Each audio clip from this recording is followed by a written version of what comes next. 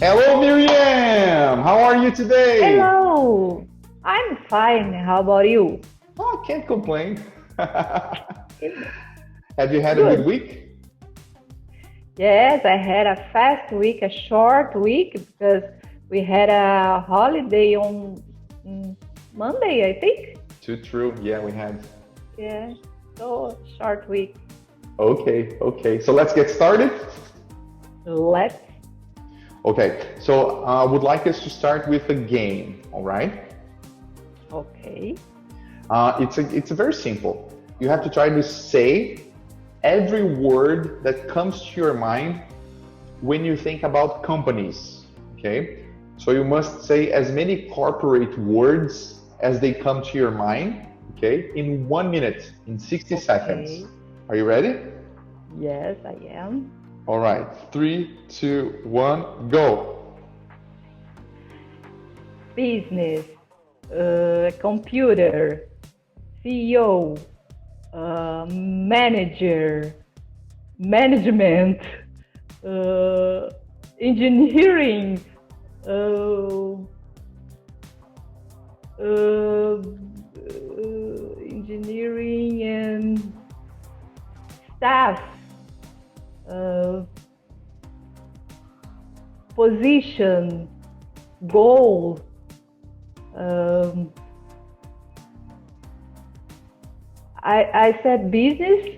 Yeah, I said business as well. Um, oh, I don't remember. I can't remember.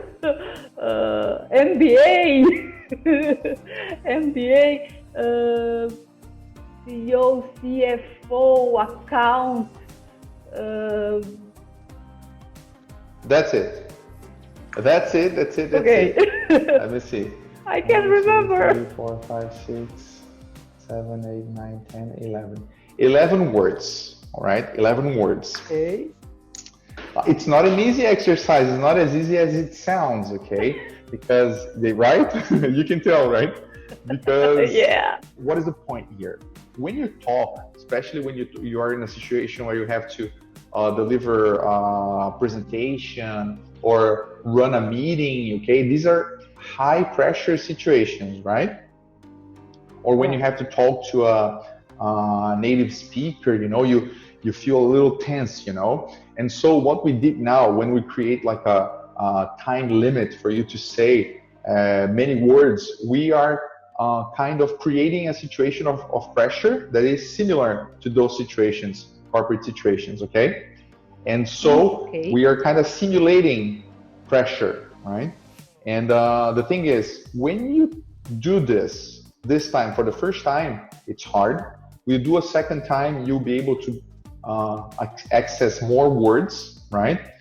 You must aim at achieving at least 18 words, too shy of 20, okay? 18 words is okay, right? But if you're able to get more than 20, even more than 30, it means you are developing verbal fluency. It means that even under pressure, you're able to remember the words and say the words, which is what we're aiming at. So we're going to practice this every class, but with different exercises, so you can little by little increase your verbal fluency, that even under pressure, you're able to remember the words. It means that actually when you're having a conversation that is kind of tense or you feel like anxious, you still are going to be able to access these words. This is the idea. All right? Okay, all right. Let's go to the next part. Next part, I'm gonna have to share screen with you. All right? Okay. I'm going to play a video. All right? And you initially just pay attention to what the video is saying and nothing else. Ready? Okay. Ready. Harvard Business Review and Black-and-White Language Solutions. To make your claim more believable, simply add a graph. When a claim about a new drug's effectiveness was presented in text form, 67% of research participants said they believed it. But when the text was accompanied by a simple graph making exactly the same claim, 97% believed it. graph's persuasiveness has nothing to do with ease of understanding. Instead, a graph signals to readers that the information has a scientific basis, making it more believable, the researchers say.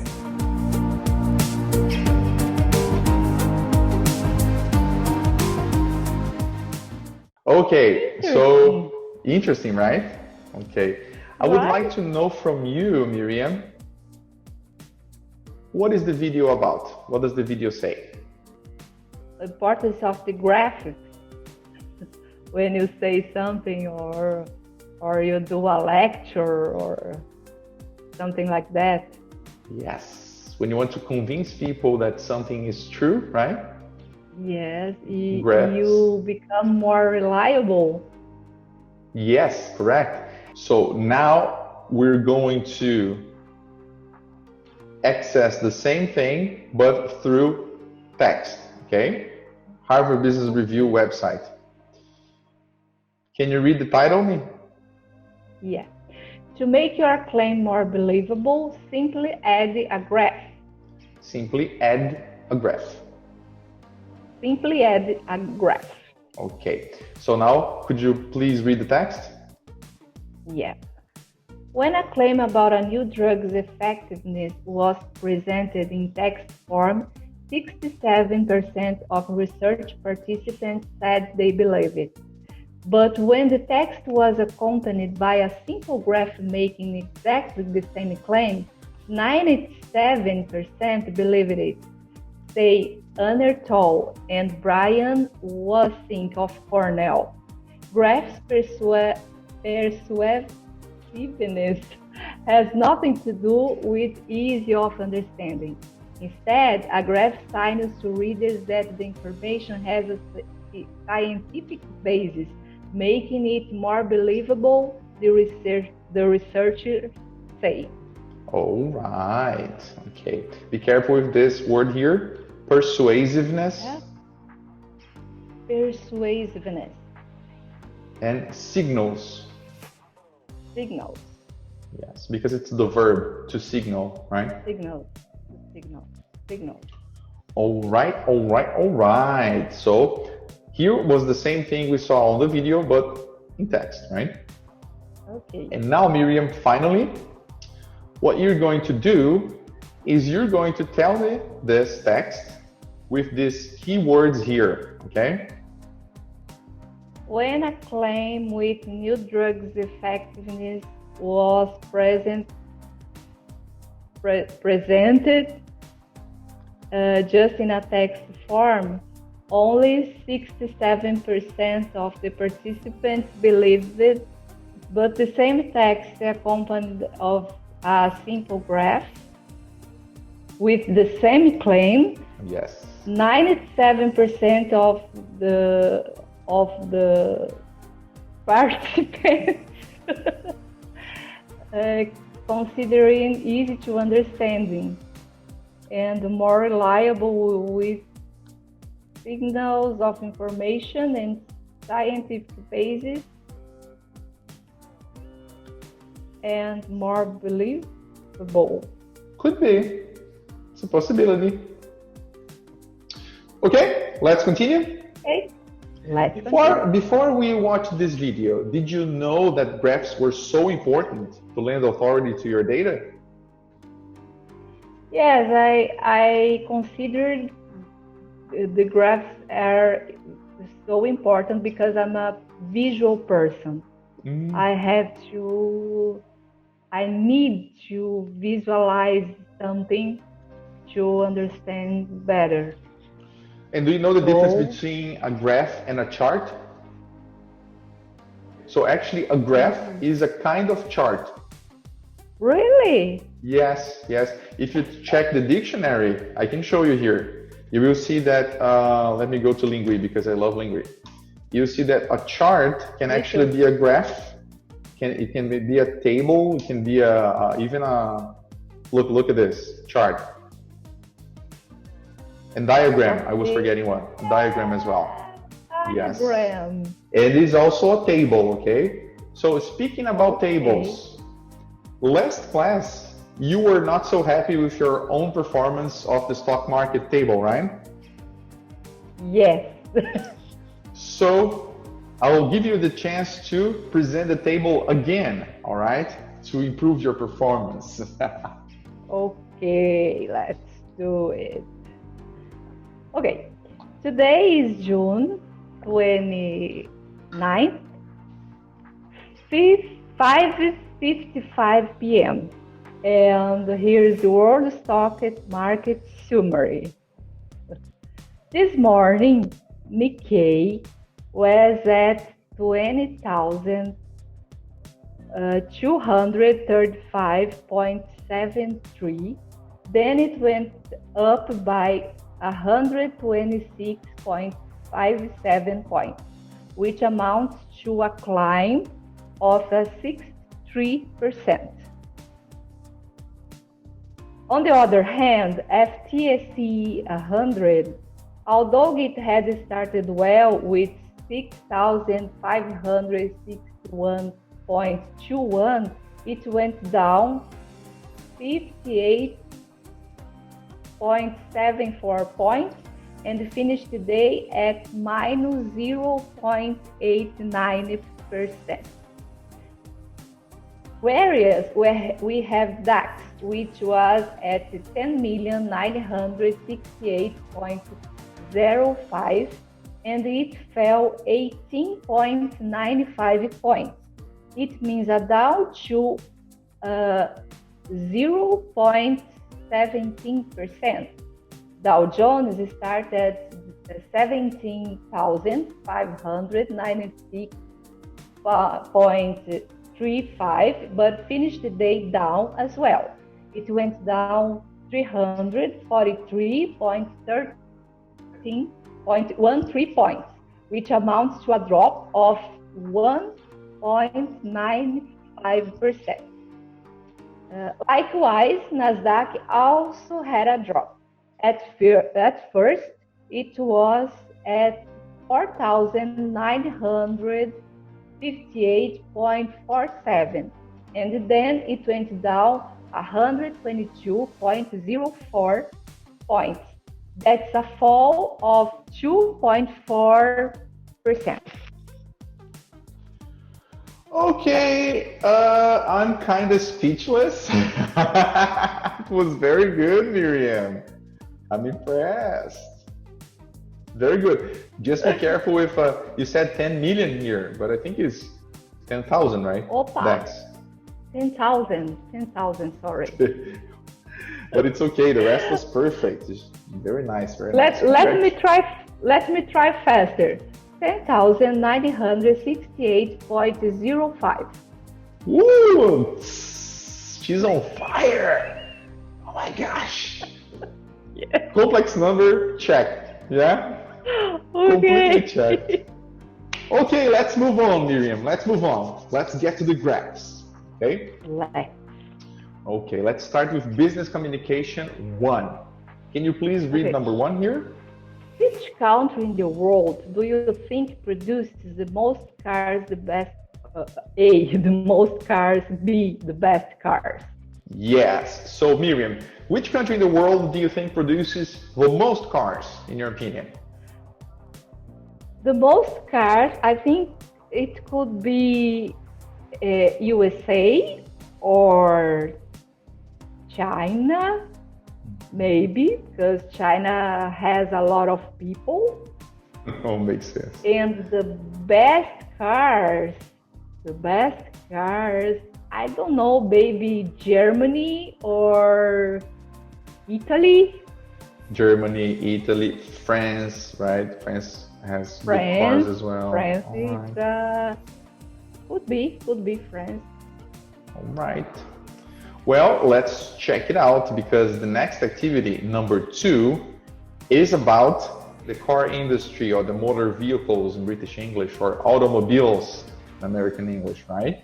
First of all, listen to the presentation and label the graphs with the names of the countries from the list. 12.5.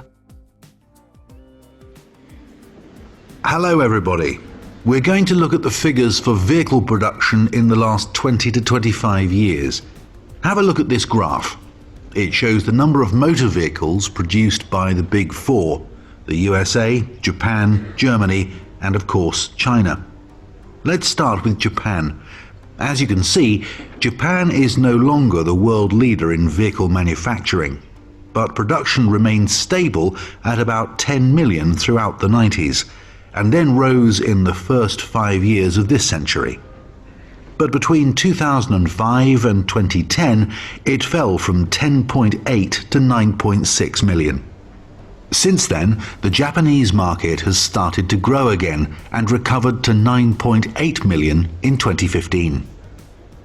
If we compare this with the USA, you'll notice that production rose at the end of the 90s, but at the beginning of the century, the number of vehicles decreased.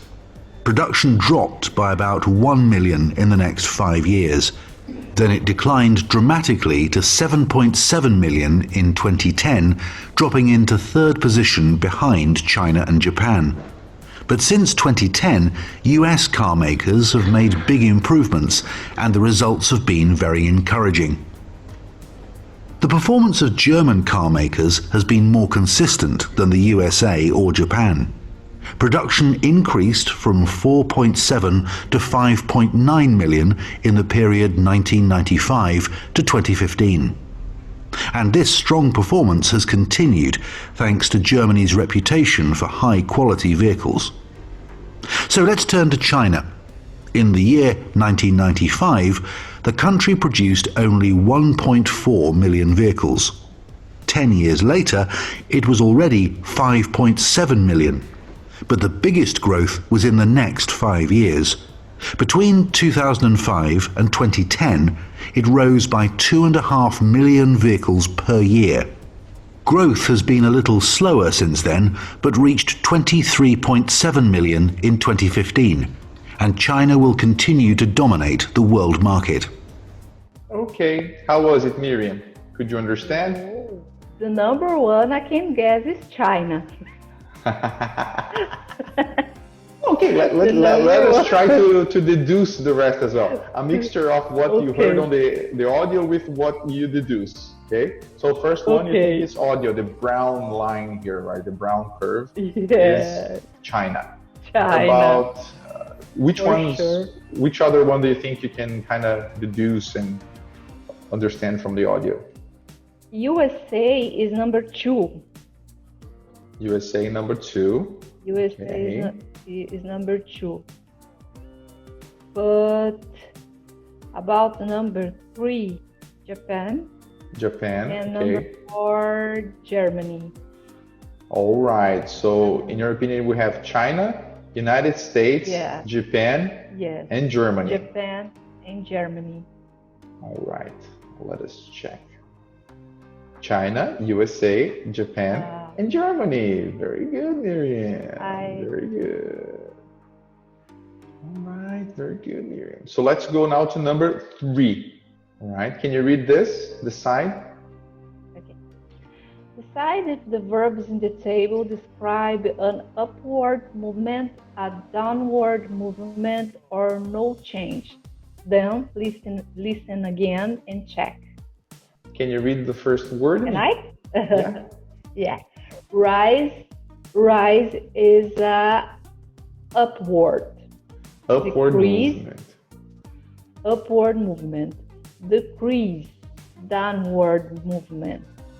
Remain stable, no change. Drop, downward movement. Grow, upward movement. Fall, downward movement. Decline, downward movement. Increase, upward movement. All right. Very good, Míriam. Very good. Everything correct. Everything check. Just to be upward, rise, grow, increase. Downward, decrease, drop, fall, decline. And no change. Remain stable. Remain stable. Okay, Míriam. So are you ready for the next phase? Let's go there. Ready. Now to really start presenting compelling graphs to your coworkers. This is the idea. Okay? You have to master this skill. present compelling graphs to your coworkers. Do you know what is Okay. compelling? Compelling. No. It's like persuasive. Ah, okay. People believe it. It's compelling. Okay. Okay. All right. Compelling. The verb is to compel. Right? And the substantive, so the noun is compelling. All right? All right. Compelling. So now we're going to practice building sentences for the presentation of graphs. Okay? First thing we're gonna do is practice. Let's start by warming up, okay? So we can actually take notes. Present it. I brought the graph here, okay? Yeah. The same lines, everything, okay? My God. Okay. China freaks me out. Freaks me out. We're going, Míriam, to create questions such as this here. Okay. And answer each other, okay? So now we're going to ask each other questions. Asking the questions shouldn't be as difficult. But when we answer, we have to remember to start by introducing your sentence with one of these sentences here, or another sentence you want to say, okay? And then describing the changes, all right? Okay. Okay, Míriam, so there goes my first question. Where did production start to increase again in 2010?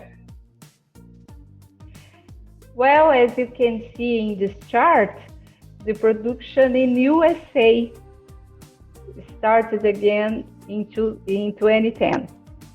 Started to grow again, yeah? To grow again in 2010. So now you ask a question.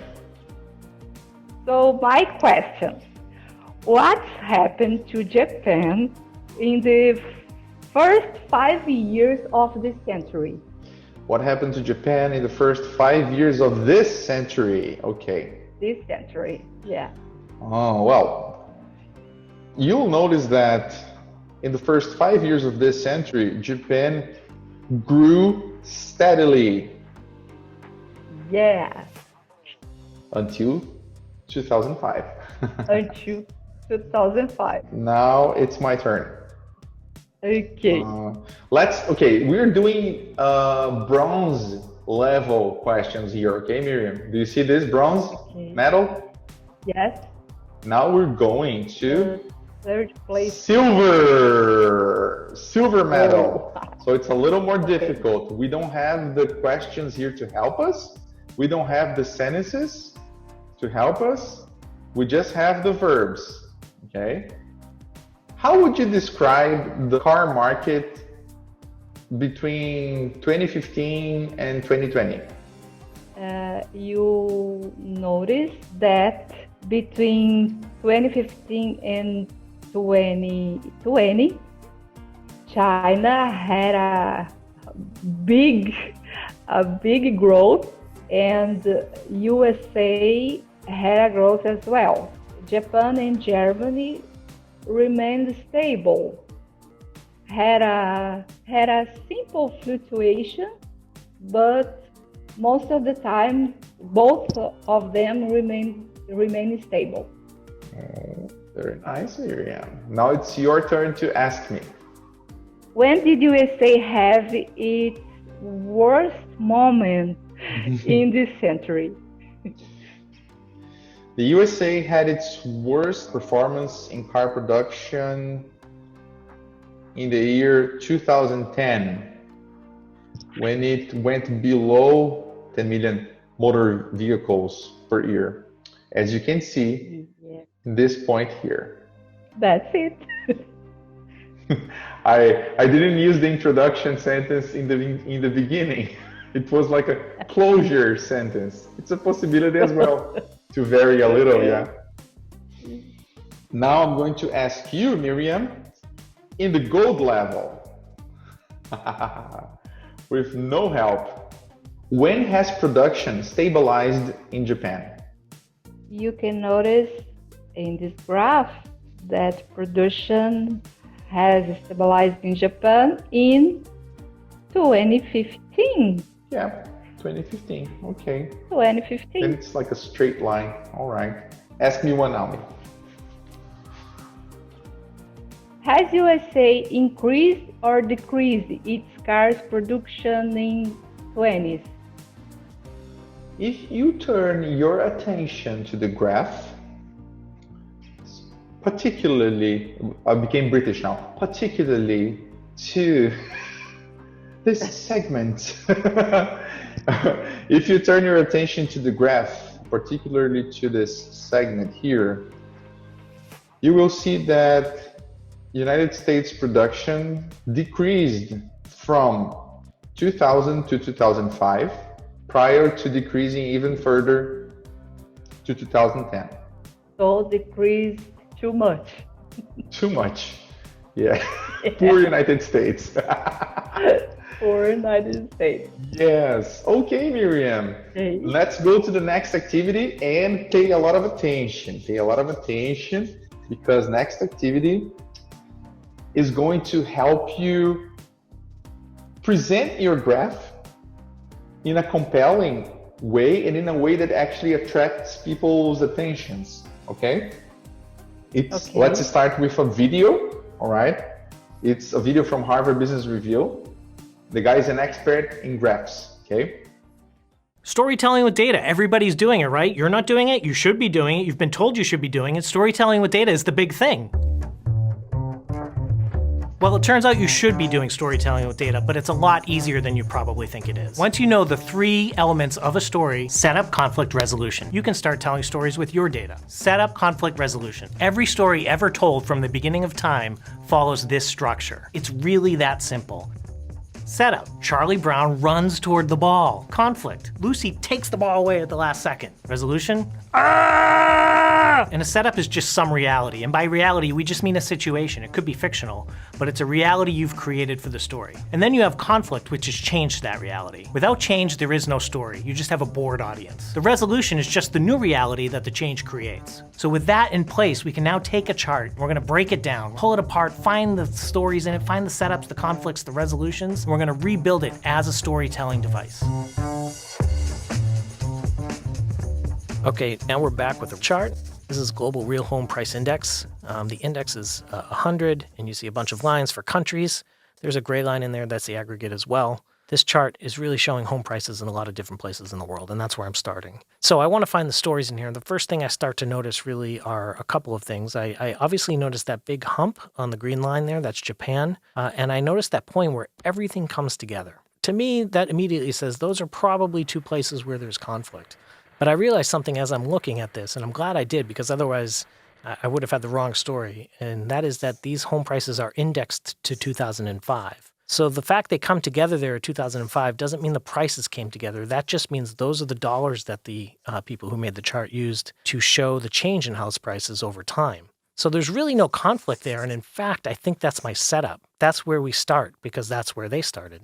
I can still tell those 2 stories on the left and on the right, but I start there instead of at the beginning of the chart. I can look backward and say, home prices rose steadily in most places in the world for 30 years, except for in Japan, which experienced a 3-decade-long bubble. And that is a perfectly good story. The setup is home prices rose steadily in most places, except in Japan, which is the conflict, and the resolution, it experienced this 30-year bubble. And then working from 2005 to the right, I have another story, which is that there was a smaller housing price bubble, in most places except Japan. So now the story is flipped. But something different happened this time, and that is that the markets bifurcated. And you ended up with 3 markets, Australia, Canada, New Zealand, rising again, looking much like a bubble, and the rest falling and then rising back to about 2005 levels. So I've really started to see a couple of stories emerge here. One, both starting in 2005, because that's where our prices start, and one sort of working backward in time and one working forward in time.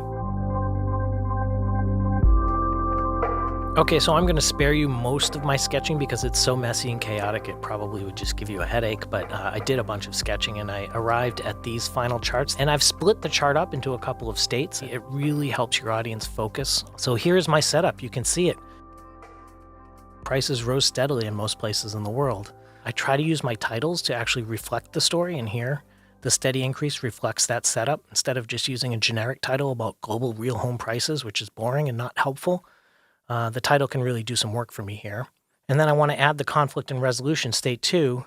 There it is. You can see we've added Japan, except in Japan, in the title, and that conflict and resolution becomes clear that Japan was this bubble that lasted 30 years that was different than everywhere else. And you can see as I present this, it almost looks seamless, as if I'm just showing you one chart that changes state.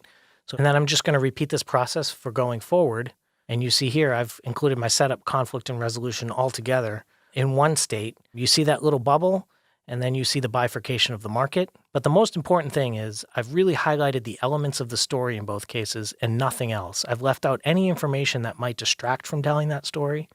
I've not focused on anything that doesn't matter to telling that simple story of setup, conflict, and resolution. Narrative is the most powerful, most human tool we have to communicate. If you can apply storytelling to your data, it creates an emotional connection with the audience. They're not only going to believe what you show them, they're going to feel it.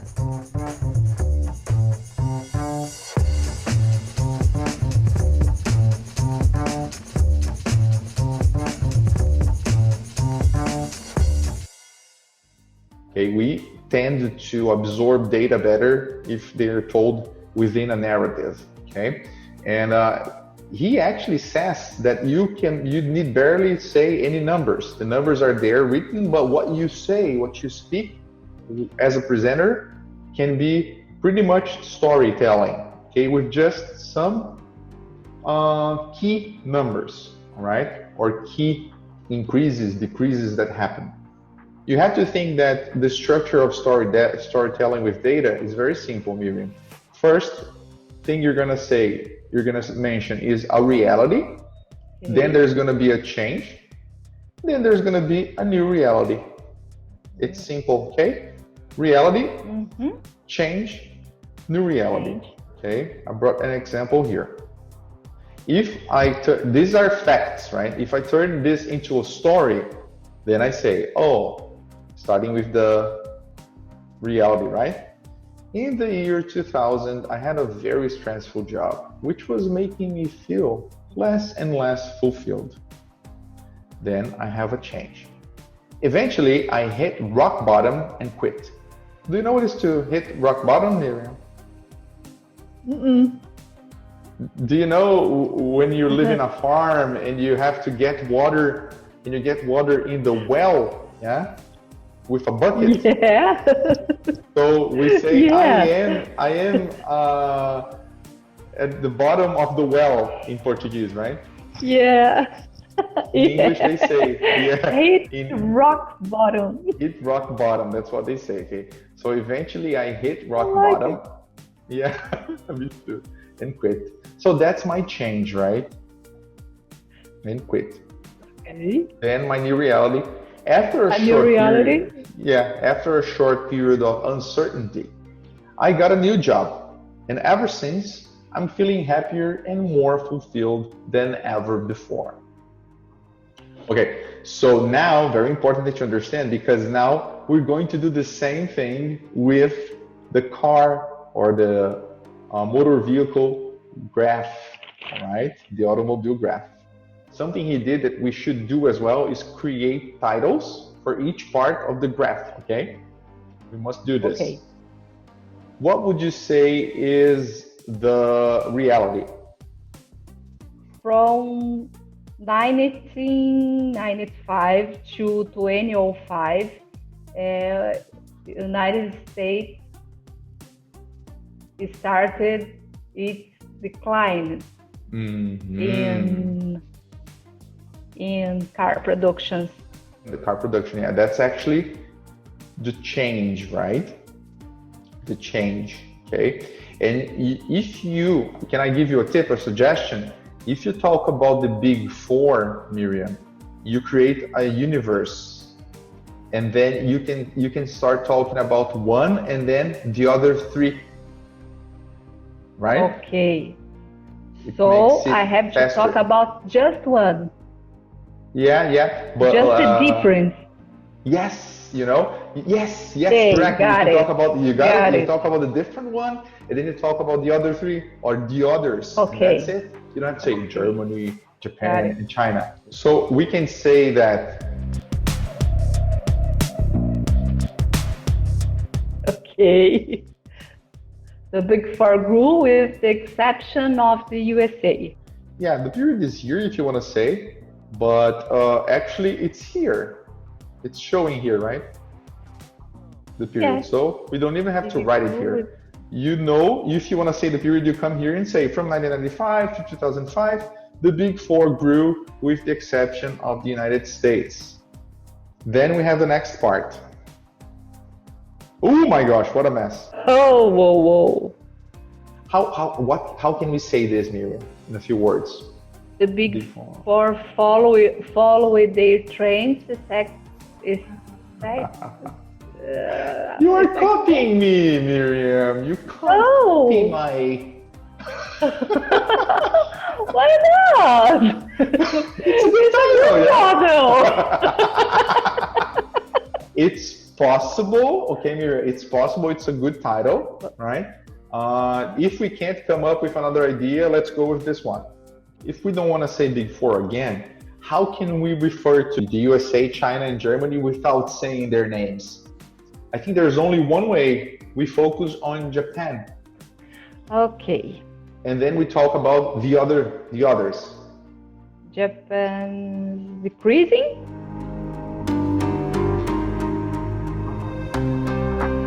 Yeah? And the others there. All right. So then we have the next part, the last part. What's the story here, Míriam? China. The USA recovers and rises the second position behind China. So let's get back. Okay, this is your first title. Okay. I want you to present this thinking not only about the titles, but also about using those expressions. As you can see, you'll notice that, you know, those things we studied before.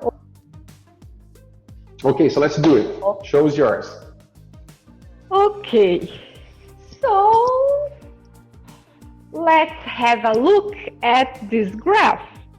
We are talking about the Big Four grew with the exception of the USA, as you can see this. So next slide, please. And now, from 2005, Japan starts to decrease, while the others follow their trends. Next. But from 2010, the USA recovers and rises the second position behind China. Clap, clap, clap, clap, clap, clap, clap. You see? Yeah. Presented a graph with storytelling. Very good. Now, let's get back. Can you read here? What are the recent trends in the car market in your country? Think about small and big cars, electric and hybrid vehicles, petrol and diesel, etc. Okay, be careful with country. Country? Yeah. In Brazil, everybody says country music, but it's actually country music. Everybody? Country music. Yeah, the pronunciation, everyone's pronunciation is wrong, you know, it's country. You know? Okay. Country. And also be careful with vehicle. Vehicle. Vehicle. Right. Vehicle. Okay. Okay, so Míriam, let's answer this question. What are the recent trends in the car market in your country? In Brazil, Brazilian trends, people in Brazil like big cars. SUV and something like that. Yes. With big, expensive cars. Or seems expensive. Are you calling Brazilians ostentatious, Míriam? Maybe. Maybe a little. Maybe. Just a little. Maybe a little. All right. Okay, Yes, and how Brazilians about like electric cars. cars? No electric cars in Brazil? No And electric about cars. that? Uh, Usually they don't like hybrid vehicles. Just just gas. Just guess. Sure, absolutely. Okay, so now let's go to number 6. Okay, and it's very important now because now we're going to get back, to studying graphs. Okay, because we have to talk about figures. We didn't talk about figures much. Okay, what we did is we talked about other things. We talked about the story, kind of ignoring the numbers a little, right? We just use the dates and then we told the story, right? But we can't ignore the numbers. Some people really enjoy knowing about the specific numbers, and when you specify something, you bring authority as well. Okay. Okay, business communication 6. All right, here we are, and now I brought the figures. The figures are all here. Wow. Yes, I know.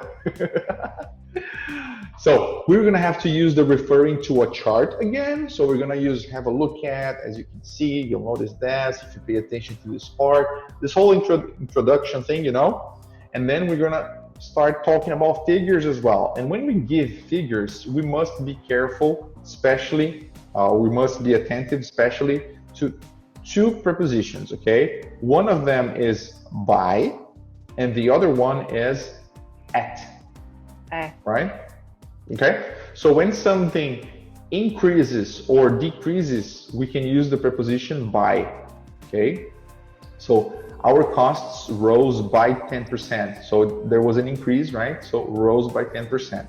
If we say drop, we can also say by. Our costs dropped by 10%, okay?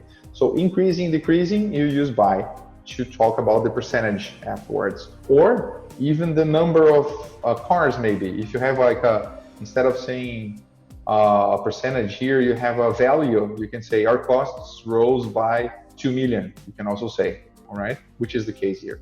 Okay, the price remains stable, and then we use at. At is the second preposition that is important. Okay, at is a preposition that is used to talk about points in a scale. So these are points in a scale, right? So that's why you say remain stable at and then the number. Okay. Let's talk about it. Okay, let me see. Let's talk about China. China's production increased. We have to do some math, yeah? Sometimes.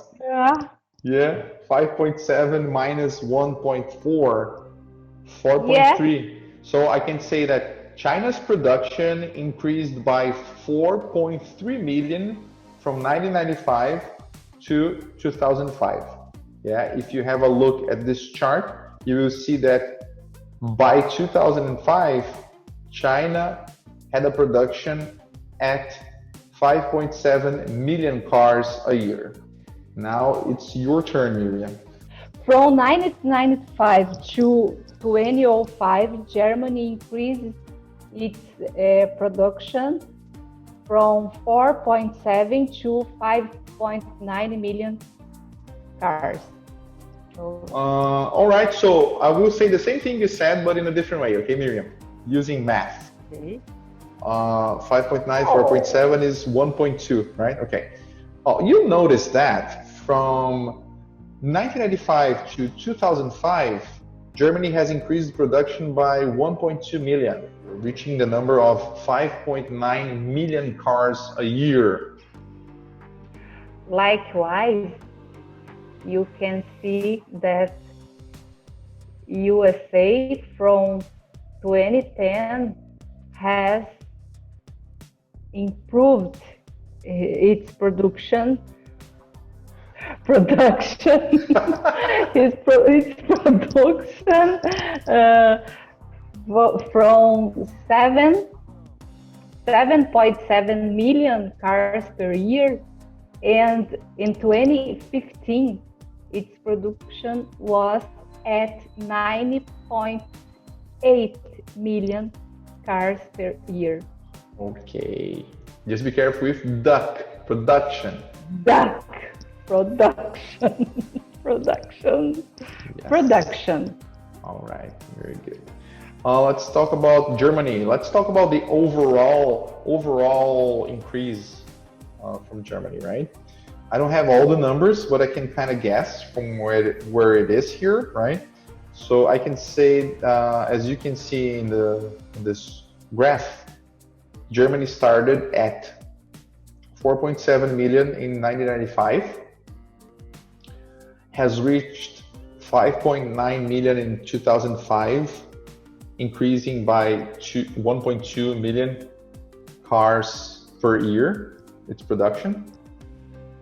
Kept increasing through the 2010s and reached peak production in 2020, when it approximately reached 6 to 7 million cars a year production. A year.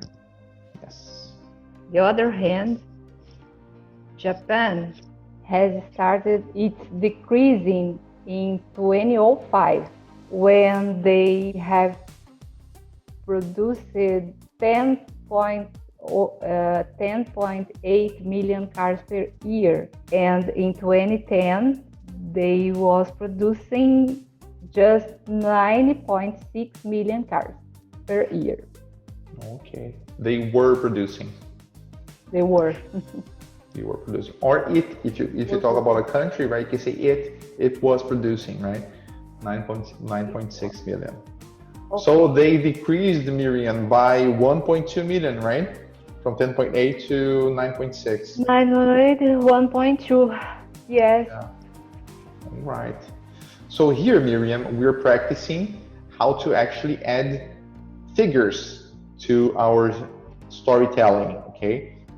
And why is this so important? Because now, Míriam, now you will add everything you learned so far, because you learned more now, yeah? You learned even more. And now I want you to imagine a scenario, all right? The scenario is this. Okay. The scenario is this. You and your company are going to make a move on the international market of motor vehicles, automobile market, okay?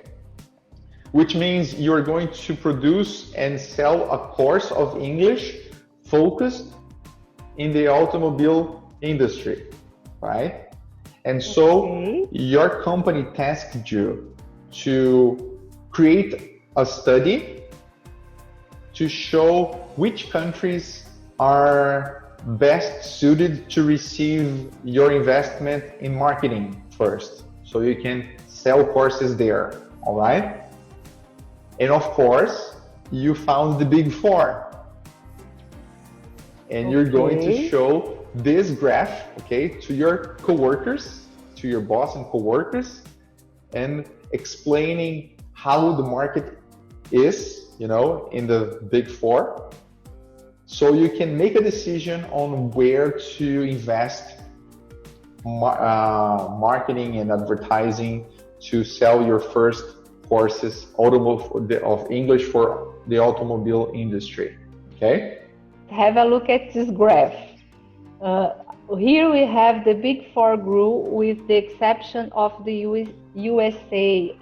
As you can see, starting 20s, USA has had a decrease by 1 million cars per year.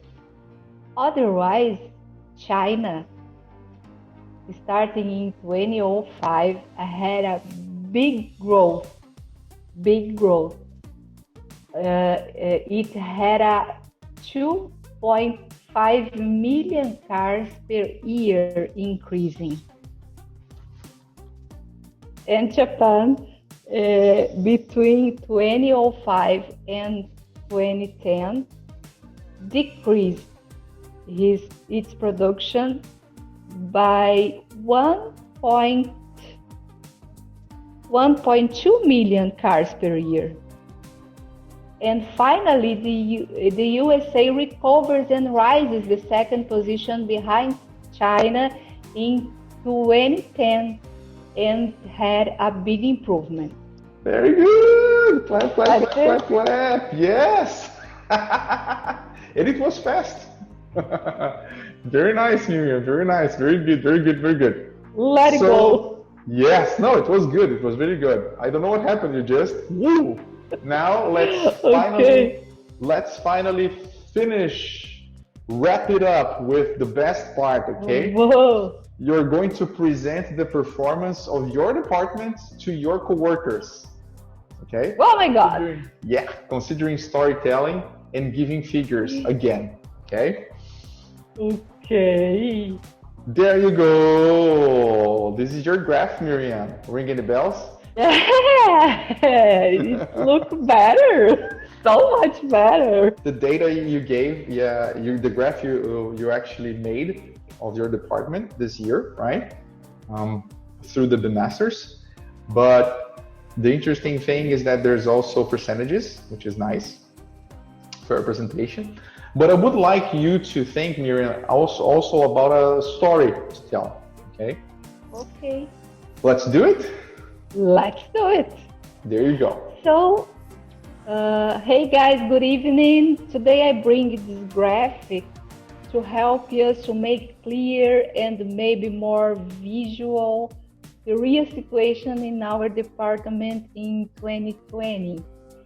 It must help us to improve our performance and can give you some insights about the period and what you can do better in the next year. Okay? Right. So as you can see, in January and February, we started with 67 new students. It isn't a bad number, considering that in Brazil, people like to do nothing during the vacation. But we got 67 new students. Other hand, in March, in April, we started to feel the quarantine effect. When so many people, our clients included, lost their jobs. Our performance decreased 67%, and we got only 23 students in this period. So we have May and June. At this point, we started to feel the results of our actions. We rose again and returned to have a good performance, increasing 165%. It means 61 new students. July and August started a new semester. So by tradition, schools have more enrollments. Fortunately, it's true. These 2 months were really good, and we have took more 71 students. The biggest growth as a school itself, and with a growth of 17%. September and October are in course, but we have new plans and new goals. I hope I can have better news by the end of the year. For now, we have a growth 6%, or 75 new people among us. And for now, that's it. Very nice, Míriam. Very nice. Clap, clap, clap, clap, clap. And nice numbers as well. Well, I want to ask you something though, okay? To really finish the class, all right? I want you to try to do it without reading at all. Just looking at the graph. Oh! Yeah. And one tip. Stop reading. Yeah, you did very well, but I want you to try to also remember to say by when you talk about increases and decreases and say the percentage. raise by, decrease by, raise by, okay? Okay, guys, so let's take a look at this graph. So we can start with January and February. It was a good period, and we got 67 new students. It's not a bad number because in Brazil we have a bad custom. People in Brazil like to do nothing during the vacation, so we have got this 67 students this way. Okay, and March and April we start to feel the quarantine effects, so we have a decreasing by 67%.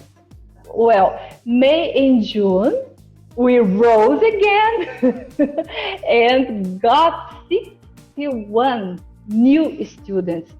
It means increasing by 165%. It's a big growth. And July and August,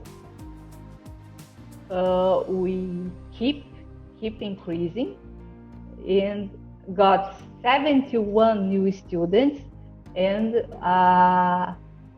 increase by 70% in this period.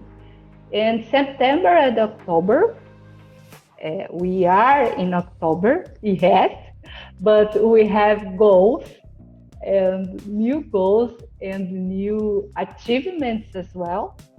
And by now we have 6% an increase by 6% and 75 new students. And we want more. That's it. Very nice, very nice. Thank you, Míriam. You see, no reading, spontaneous, just storytelling with figures and a graph, a real graph of your company. You've done it. Yes. You've done it. Just miss some buys and nets. No, you said a lot of buys. Buys. So I missed the X. Yeah, but there wasn't stable moments, Míriam, so that's why. Yeah. You know? Yeah. It was just Right. growing and decreasing like a roller coaster, right? This year is a crazy year, right? Very good, was very good. I'm impressed, Míriam. I'm impressed. Really nice. Okay, so finally, last but not least, let's check what we've learned, okay, so far. Wrap up, Unit 12. We finished Unit 12 today, right? The skills. Last class, you learned how to report accurate performance assessments, presenting complex numbers, stating how long and when things happened, and now we started to learn about graphs, right? Right. Presenting clear and compelling graphs, check. Reporting stock market performances, yeah, in the beginning of the class, check. And expressing change and continuity, check. Very nice, very nice. Míriam, do you know what business forecasting is? Business forecasting? Never heard about it? No, never. Oh, so I won't tell you. You have to discover next class. You will not only discover what business forecasting is, as you will actually master business forecasting skills, okay? You will actually learn how to do it. Whoa. Fancy, Very huh? Yeah, Oh, fancy. I know. Very fancy.